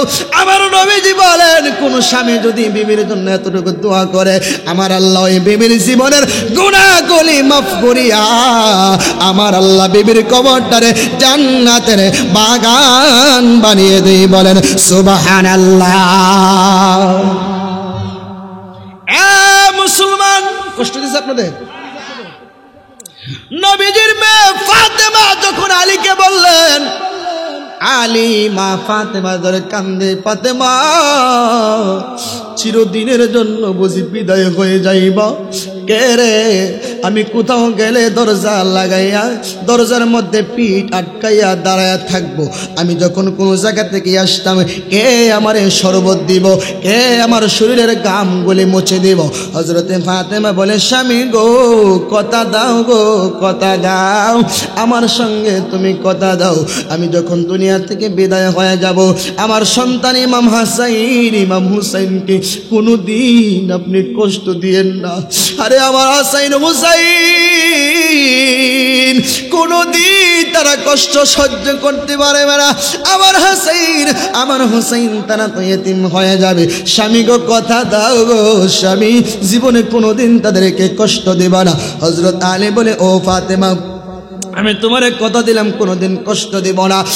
স্বামী দুই নম্বর ওসিয়ত হইল, আমি যখন দুনিয়া থেকে বিদায় হয়ে যাব তখন আপনি আমারে রাতের বেলা দাফন করবেন। ও স্বামী, স্বামী গো স্বামী, রাত্রির বেলায় আমাকে দাফন করবেন, জানাজার মধ্যে লক্ষ লক্ষ মানুষের দরকার নাই, আপনি ইমামতি করবেন, আমার দুই সন্তানেরা দুই পাশে দাঁড় করাইয়া দিবেন, আপনারাই মিলে আমার অন্ধকার কবরের মধ্যে রেখে দিবেন, আমার এই কবরের মধ্যে রাইকা আপনারা তিন বাপ পুতি মিলে মাটি দিবেন। এই কথা যখন বললেন, হযরত আলী জিজ্ঞেস করে, কেন রে ফাতেমা কেন? অসংখ্য সাহাবাই কারাম তো নবীর প্রেমিক গুলি আছে। মা ফাতেমা কই, স্বামী রাত্রিবেলা কেন দাফন দিবেন জানেননি? আমি ফাতেমারে হাজার হাজার মানুষ যদি দেখে, যদি একটু মানুষ কেউ যদি একটু দেখা পেলে নবীর মা নবীর মেয়ে কেমন ছিল গো, মানুষ কিন্তু যাই না ফেলবো। আর যদি আমার কাফনের কাপড় যদি আপনি নিজে না নামান অন্য কারো হাতে দেন, তাহলে তারা আমার দইরা বলতে পারবো আমি কতটুকু ওজন ছিলাম, আমি কতটুকু মোটা ছিলাম, আমি কতটুকু ফর্সা ছিলাম, তারা সব কিছু বলতে পারবে। এই জন্য স্বামী গো রাতের বেলায় আমার দাফন করবা, তোমরা তিন বাপ পুতি মিলে অন্ধকার কবরে আমার রাইখা আসবা। বাসকানি আর মুসলমান, মা ফাতেমা কেমন ফাতেমা, আরে মা ফাতেমা কেমন ফাতেমা। এই ফাতেমার জীবনী বলতে গেলে রাত্রের পরে রাত পোয়া যাবে। হযরতে আদম আলাইহিস সালাম, মা হাওয়া আলাইহিস সালাম দুইজনের জান্নাতের মধ্যে বিবাহ হয়ে গেল। বিবাহ হওয়ার পরে আমরা দেশের মানুষ দেখবেন হানিমুনে জানা মনে আপনার কষ্ট হইতেছে না? তাইলে ওয়াজ শেষ করে দিই, সামনে যামুনি। হযরত আদম আর হাওয়া যখন বিবাহ হয়েছে, হানিমুন করার লেগে জান্নাতে ঘুরতেছে। হযরত আদম মনে মনে ভাবতেছে, মনে হয় আমার বিবি হাওয়ার চাইতে সুন্দরী কোনো মহিলা আল্লাহ বানাইছে না। মনে মনে ভাবতেছে আর জান্নাতের ভিতরে ঘুরতেছে। হঠাৎ করে দেখে একটা রাজকীয় নূরের সিংহাসনের মধ্যে একজন নারী বসা। এই নারীর চেহারা এত সুন্দর, নূরে ঝলমল ঝলমল করতেছে। আর জোরে কন্যা, এই অপারেটর ভাই, দুটার সাউন্ড একটু বাড়াই দিন। সে বাইরে আওয়াজ শুনতেছে না, লেগে সুবহানাল্লাহ কোন একটু আওয়াজ বাড়াই দিন। নূরে জলমল করতেছে। হযরত আদম একবার ওই মহিলার দিকে তাকা, আর একবার হাওয়ার দিকে তাকা, একবার ওই দিকে তাকা, আবার এই দিকে তাকা। জিব্রাইল রে, মনে মনে ভাবছিলাম আমার বিবির চাইতে সুন্দরী কইরা আল্লাহ মনে কাউরে বানাইছে না, কিন্তু যেই মহিলা বৈশা রয়েছে এই মহিলার ফাওয়ার সমানও তো আমার হাওয়া হইছে না। আজকে কোন ভিডিওতে শুনবো, জোরে কোন সুবহানাল্লাহ। গভীর মনোযোগ। হযরতে আদম আলাইহিস সালাম ডাক দিয়ে কই, জিবরাইল, জিবরাইল, মনে মনে ভাবছিলাম রে আমার হাওয়ার চাইতে সুন্দর করে মনে হয় আল্লাহ কাউরে দুনিয়াতে বানাইছে না, কিন্তু দেখি রে তার কাছে তো আমি হাওয়া, আমার হাওয়ার কোনো বিল নাই, কোনো টাইম নাই। এই মানুষটার পরিচয় কি, এই মেয়েটার পরিচয় কি? হযরতে জিবরাইল বলে, আদম নবী গো, আদম নবী, এর পরিচয়টা আপনি জানেননি। আদম নবী জানেননি গো, জানেননি। উনি হলেন আখিরি নবী, শ্রেষ্ঠ নবী, নূরের নবী, হায়াতুন নবী, জিন্দা নবী, রহমাতুল লিল আলামিনের মেয়ে মা ফাতেমা, যিনি হবেন জান্নাতি সকল মহিলাদের সরদারিনী, যিনি হবেন পাকে পাঞ্জাতনের সদস্য। জোরে কোন সুবহানাল্লাহ। ওরে আমার মুমিন ভাই, পাঞ্জাতনের দাওয়াতি দিয়ে যাই, বলেন ওরে আমার মুমিন ভাই, পাঞ্জাতনের আর সেই নৌকাতে নাই উঠিলে, পাঞ্জাতনের নৌকায় নাই উঠিলে দুজাহানে শান্তি নাই, পাঞ্জাতনের দাওয়াত দিয়ে যায়, বলেন ওরে আমার মুমিন ভাই, পাঞ্জাতনের। আদম হাওয়া চাইলো ক্ষমা, আয়েশা দুনিয়ায়, যুগের পরে যুগ কাঁদিল, তারা দয়া নাহি পাই। ঠিক কিনা গণ? আরে আদম হাওয়া চাইলো ক্ষমা, আয়েশা দুনিয়ায়, যুগের পরে যুগ কাঁদিল, তারা দয়া নাহি পাই, অবশেষে পাইল ক্ষমা, বলেন ক্ষমা আমার নবীর ওসিলায়, পাঞ্জা যা, বলেন ওরে আমার মুমিন।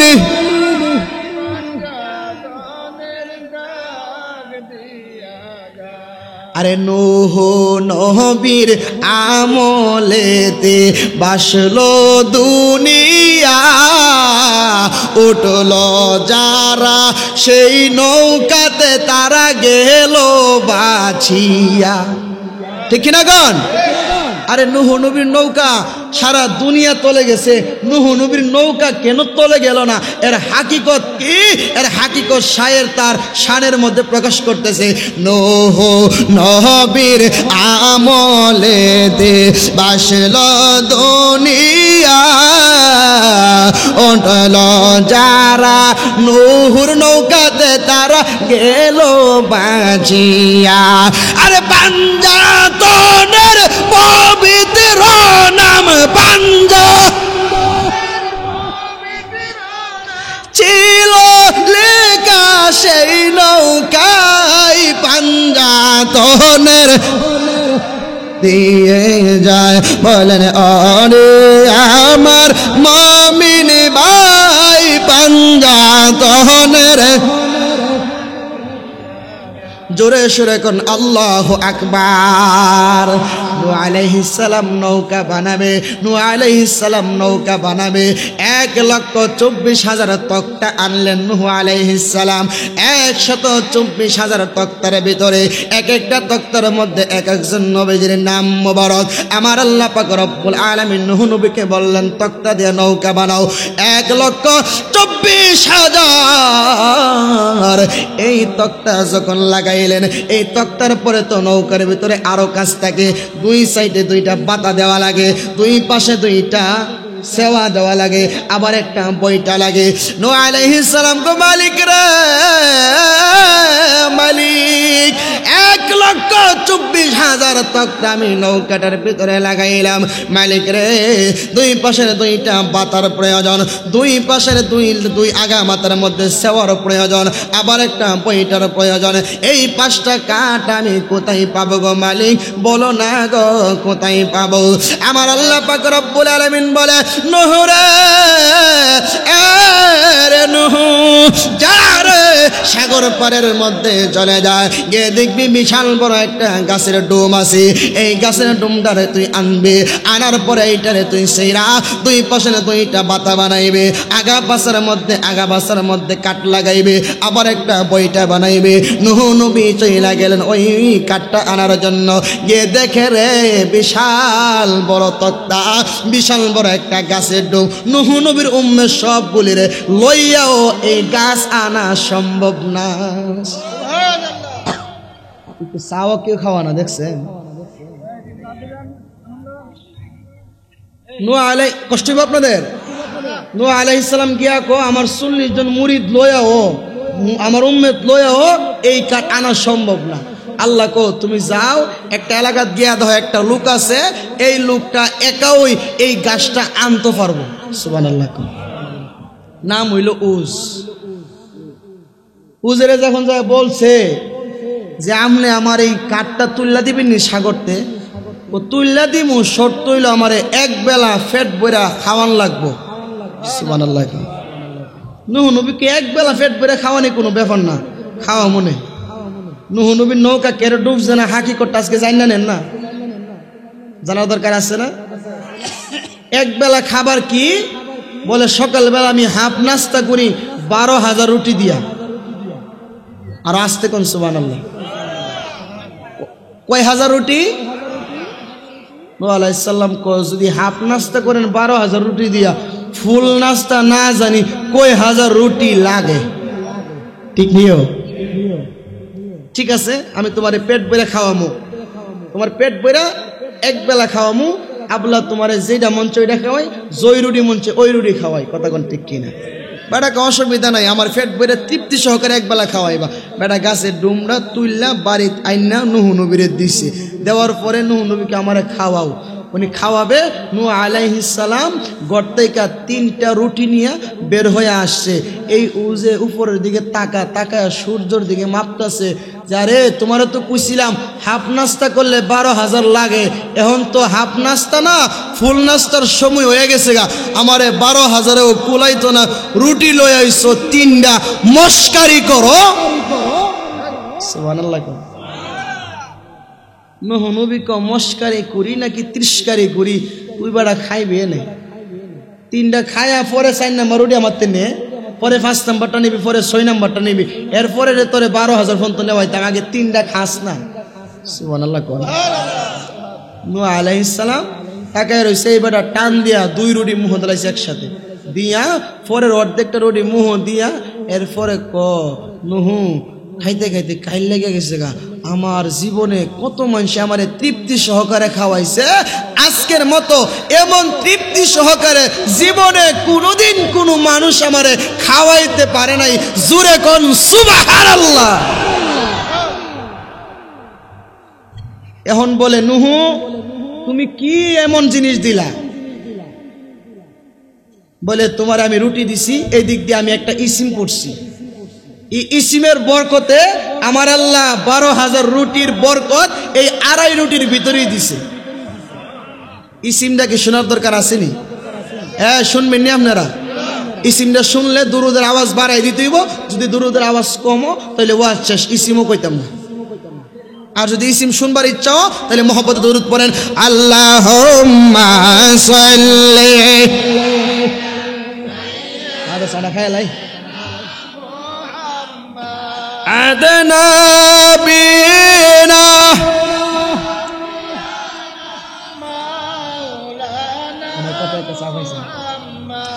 আদে গন্ডি নহাসরের দিন কেউ তো কারো হবে না, গন্ডি সরের দিন কেউ তো কারো হবে না, হায়রে সর্বদিক সার বিলাইবেন নূরের নবীজি মুস্তাফা, আল্লাহুম্মা সাল্লি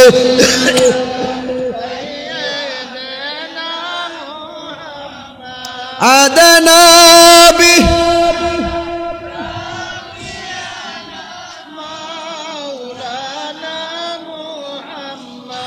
আদনা বিয়ানা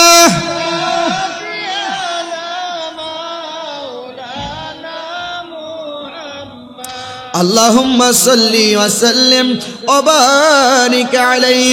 জোরে সুরে কোন আল্লাহু আকবার।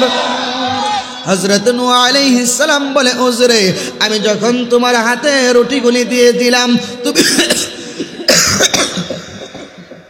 তুমি যখন খাইতেছিলা আমি একটা ইসিম পড়ছিলাম, বুঝে কো এখন কের বিসমিল্লাহ, বাম হাতে বাড়া চাকা, ডাইন হাতে সিগারেট টানে, পাওয়ার উপরে ফাউতুল্লাহ, আবার হাফ প্যান্ট ফিন্দা, অর্ধেকটা বডি দেখা দা ফুলা ছায়া ছায়া দেহে।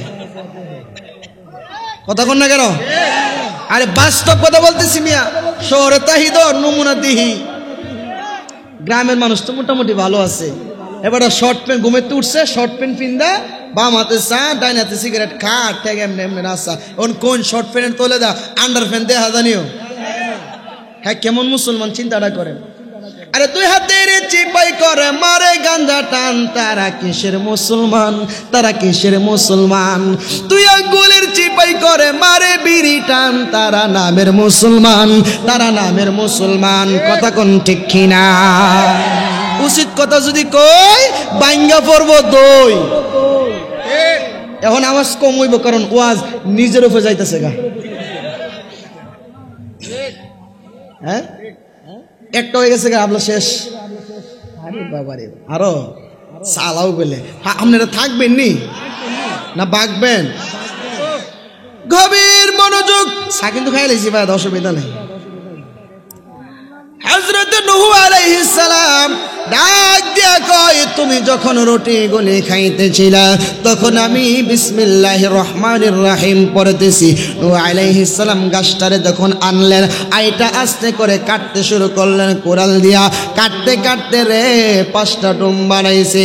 5টা কাঠ বানানোর পরে দুই সাইডে 2টা বাতা দেওয়া হয়েছে, 2 আসে এবং সামনে এবং পিছনে পাশা আগার মধ্যে এই কি জানি করে রে গলো এবং পাশার মধ্যে কাঠ লাগানো হয়েছে, মোটা মোটা কাঠ। মুট গেল 4টা, আরেকটা কাঠ দিয়া বইটা বানাইলেন। এই আমার বাসকানিয়ার মুসলমানের কেমন নবীর শান আমরা গাই জানুনি, কেমন নবীকে আমরা ভালোবাসি, কেমন নবীর প্রেমিক হয়েছি। এই নবীর নাম কিন্তু নূহ নবীর আমলে ছিল। শুধু এই নবীর নাম না রে, এই নবীর আহলে বয়াতের নামও ওই যুগে ছিল। আরে 2 সাইডে 2টা কাঠের মধ্যে একটার মধ্যে নাম ছিল হযরত আলী, আরেকটার মধ্যে ছিল হযরত মা ফাতেমা, আর 2 পাশে ছিল ইমাম হাসাইন হোসাইন। এই 4 জন হয়ে গেল। আরেকটা কাঠ হইল রে নূহ নবীর নৌকা বানাইছে। এই নূহ নবীর নৌকাটা দুনিয়ার কোনো মানুষের নামের কাঠ দিয়ে বানান নাই। এই নূহ নবীর নৌকার কাঠের মধ্যে রে আমার আপনার নবী হাবিবুল্লাহ রাহমাতাল লিল আলামিনের নাম মুবারক ছিল। বলেন সুবহানাল্লাহ।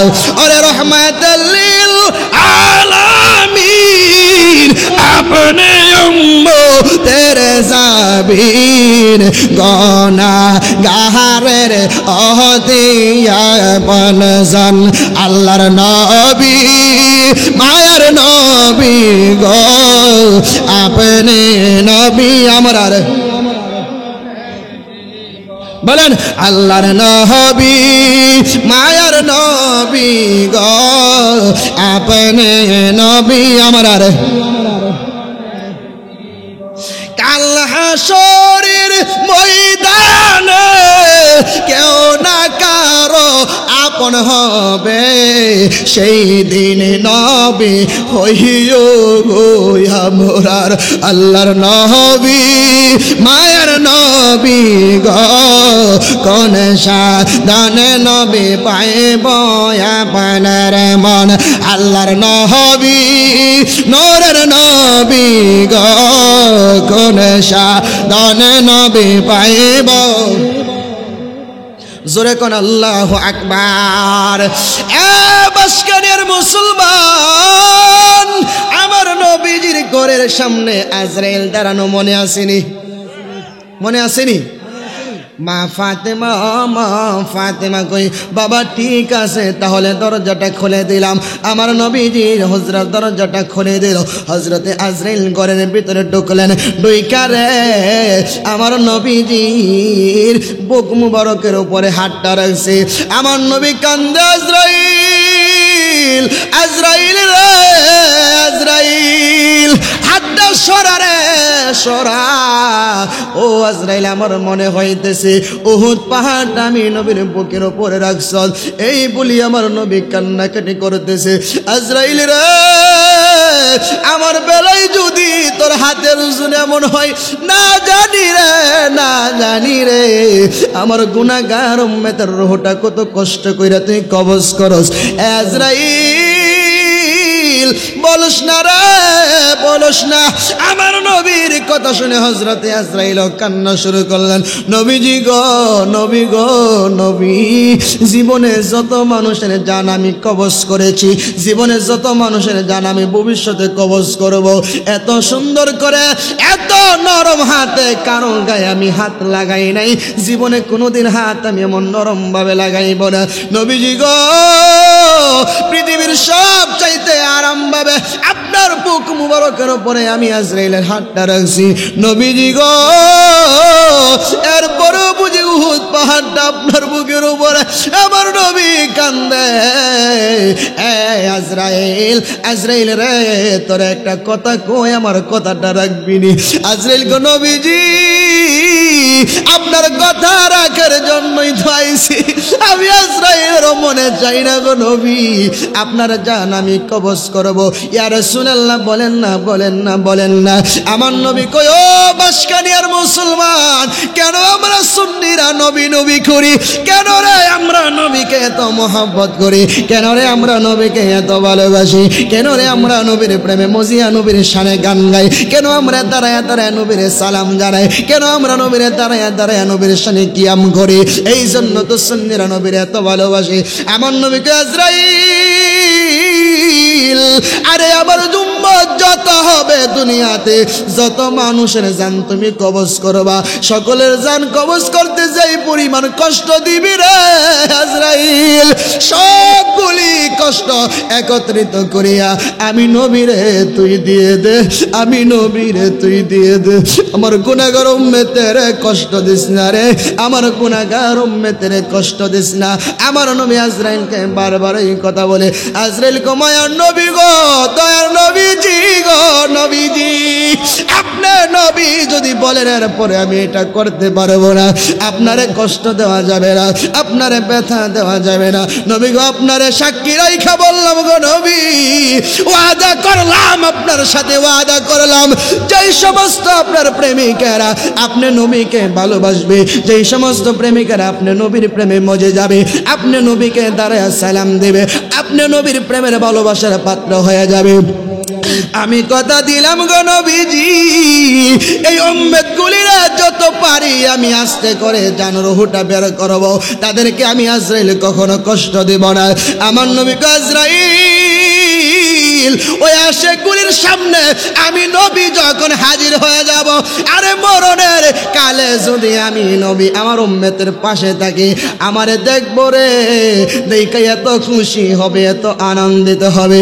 আমার উম্মতগুলি আমারে দেখবো রে, দেখার ভিতরে আনন্দের ভিতরে তুমি আজরাইল জানটা নিয়ে নিও, যেন আমার উম্মতের কষ্ট না হয়। জোরে কোন সুবহানাল্লাহ। আমার মতের নিদান কালে থাকি নবী গো আমার শিয়রে, দেখিব আপনাকে নয়ন পরে ইয়া রাসূলুল্লাহ। জোরে ইয়া রাসূলুল্লাহ ইয়া হাবিবাল্লাহ।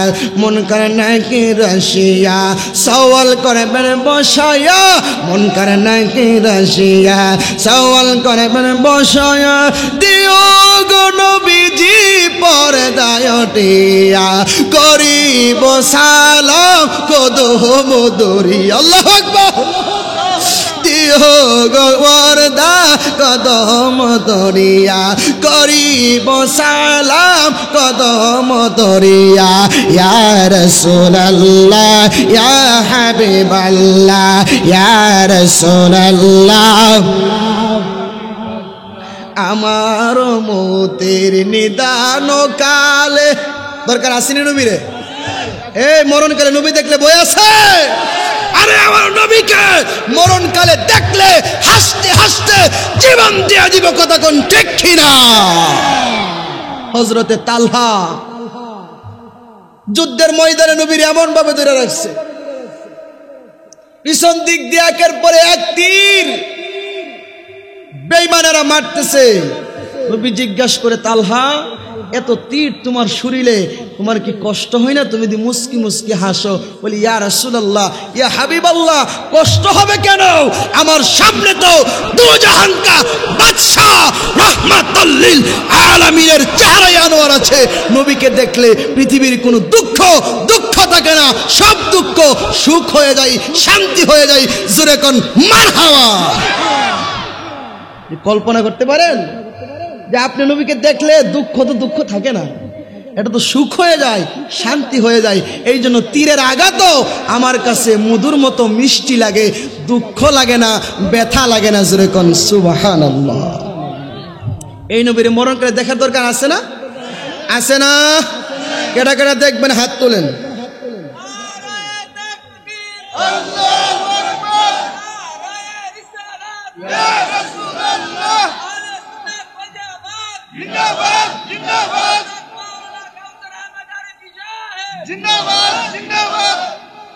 মারহাবা কোন সবাই? হাতটা তুলেন না, একটা ছবি লাইক করে দিই স্মৃতি হিসাবে। মারহাবা কোন?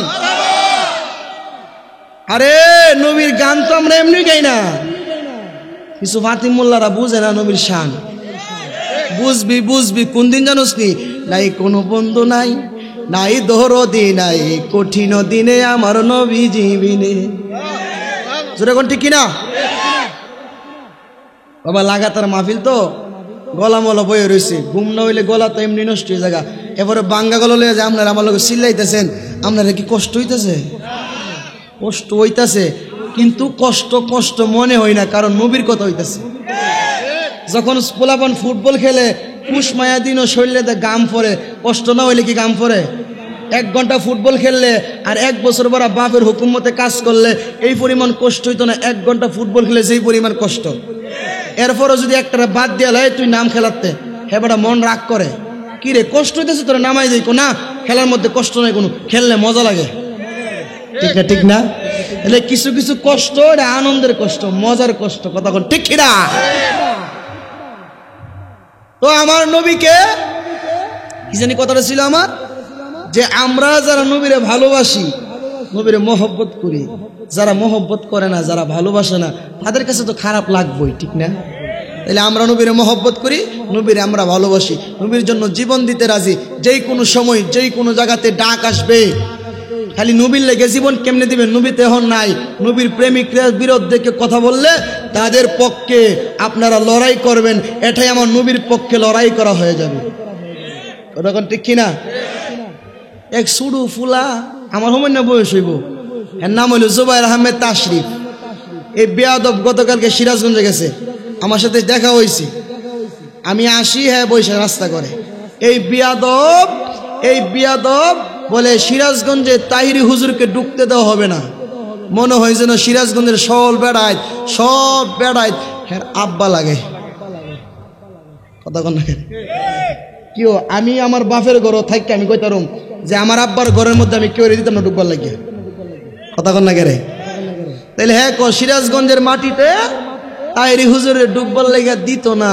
আমার মনে হয় সিরাজগঞ্জের সব বেড়াই তো হের বাবা লাগে, এর লাগে এই ক্ষমতা দেখায় কথাটা হ্যাঁ কইছি। বেয়াদব গতকালকেও সিরাজগঞ্জে প্রোগ্রাম করে আসছি তাহিরি হুজুরের রুহানি সন্তান হইয়া। আর তাহিরি হুজুর যদি যা তুই কেড়ে তোর মতো কয়েকশো কুত্তা মিলে রাস্তা ফইরা থাকলে তাহিরির বক্তরা প্রস্রাব করে দিলে 22 বিঘা। কথা কন না কেন? বেয়াদব সিনিয়র লাগালাগি করো, বড়রা ঝগড়া করো, বড়রা তর্ক করো, এটা তাদের ব্যাপার। তুই জুনিয়র হইয়া সারে বিষয়ে ফেল করছো শুনছি, অনলাইনে বাইরে লেগে গেছে গা। হ্যাঁ আবার কোরআন তেলাওয়াত বলে সুন্নিরা বলে শুদ্ধ করে কোরআন তেলাওয়াত করতে না। এই বেকুব, তোর অনলাইনের মাধ্যমে তোরে আমি জবাব দিতেছি।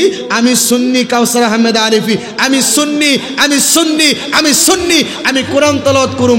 দিহি তুই যদি ফারস বাপের বেটা হয়ে থাকস তাহলে তুই ভুল ধরিস। তুই তো বাপের বেটা হই না, তোর আব্বা তোর ফুত হিসাবে স্বীকৃতি দে না।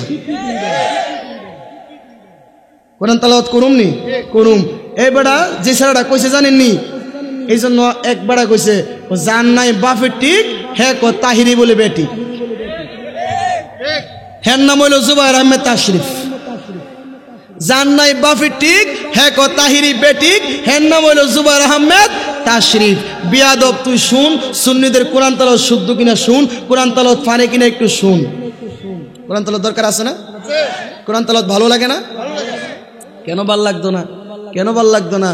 আরে যদি আগুনে লেগে ধ্বংস হই পৃথিবীর সব বইয়ের দোকান, তবে বিশ্ব থেকে হারাবে না পবিত্র কোরআন। বিশ্ব থেকে হারাবে না পবিত্র কোরআন। কি করে পূর্বে কোরআন আগুনেরই তেজ, আছে বিশ্ব জুড়ে লক্ষ কোটি কোরআনের হাফেজ। কথা কোন ঠিক কিনা? বিসমিল্লাহির রহমানির রহিম।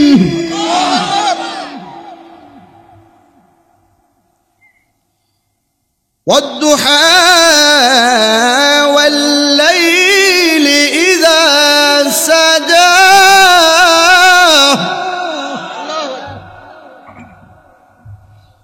والضحى والليل إذا سجى ما ودعك ربك وما قلى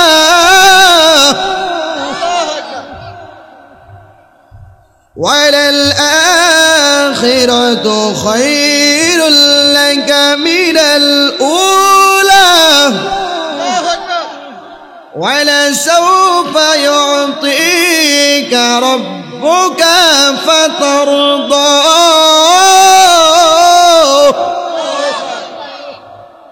শুদ্ধ কিনা একটু তুমি দেখো, যদি তোমার সুযোগ তাহে। কথা কোন ঠিক কিনা?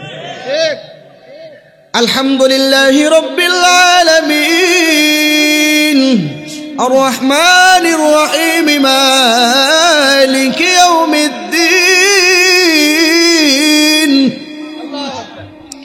ইয়্যাকা না'বুদু ওয়া ইয়্যাকা নাস্তাঈন ইহদিনাস সিরাতাল মুস্তাকিম صراط الذين أنعمت عليهم غير المغضوب عليهم ولا الضالين।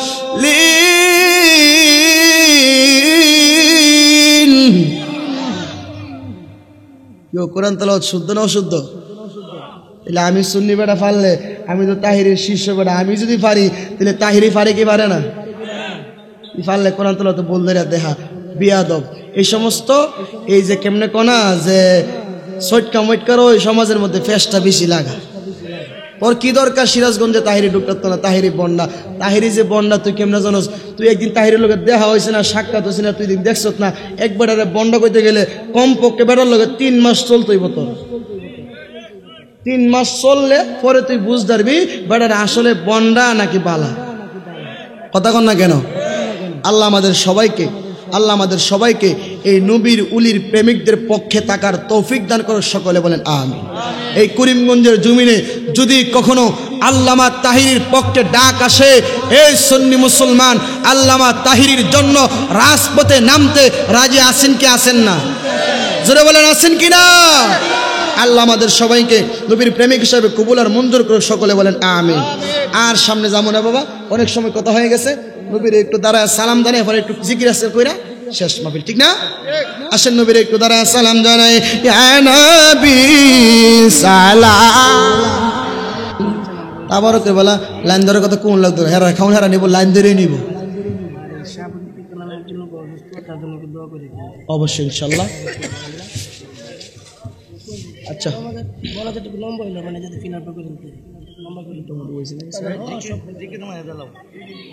যাক, একটু জিকির কাটা দিয়ে একটু জিকির দিয়েন। হ্যাঁ একটু জিকির দিয়েন লগে। জিকির করবেন নাকি? হ্যাঁ হ্যাঁ, একটু মহব্বতে সবাই জিকির করেন।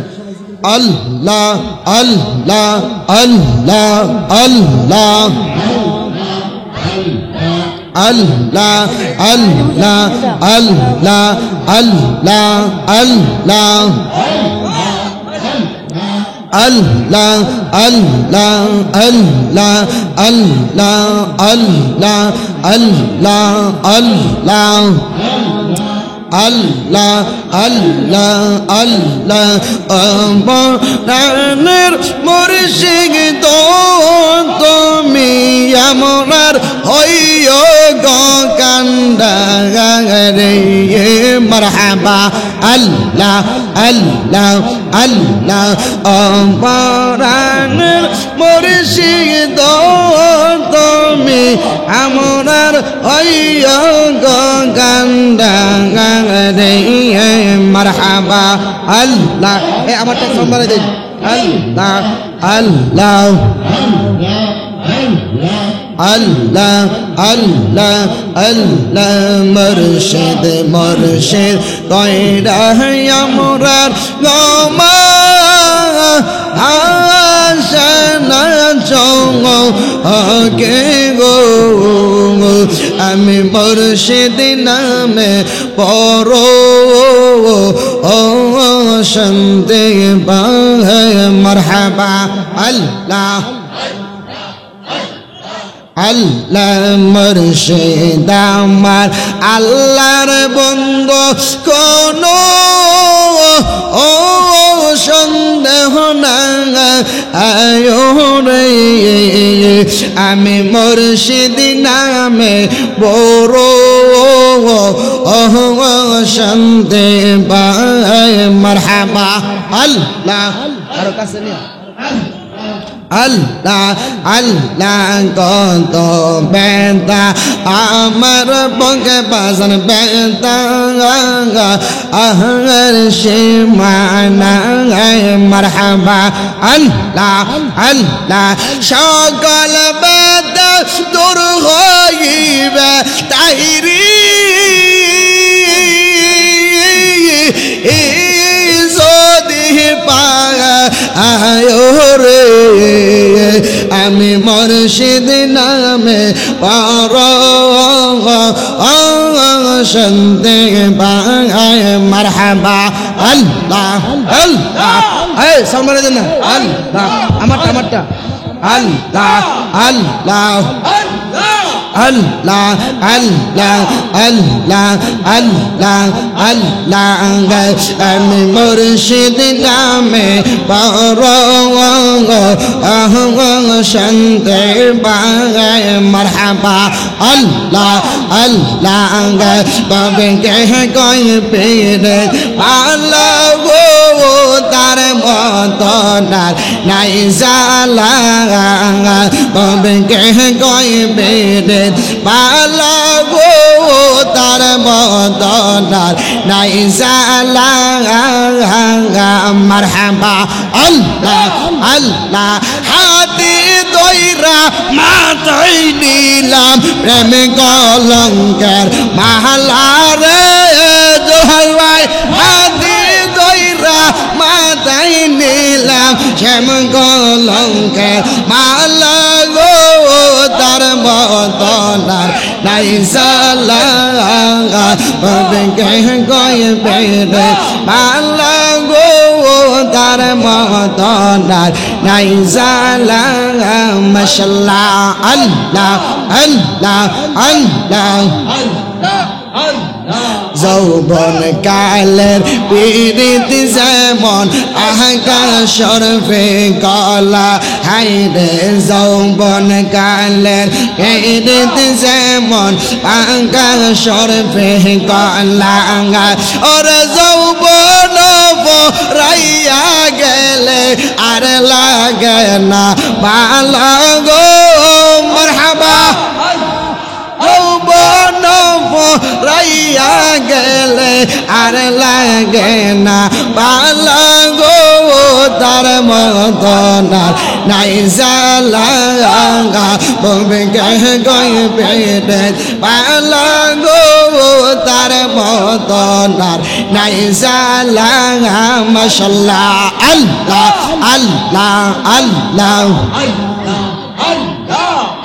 আমার মরণের কয়দিন আছে বাকি প্রাণের দয়াল রে দাও না আমায় একবার তুমি দেখা মাশাআল্লাহ আল্লাহ আল্লাহ আল্লাহ আল্লাহ আল্লাহ প্রাণের মুর্শিদ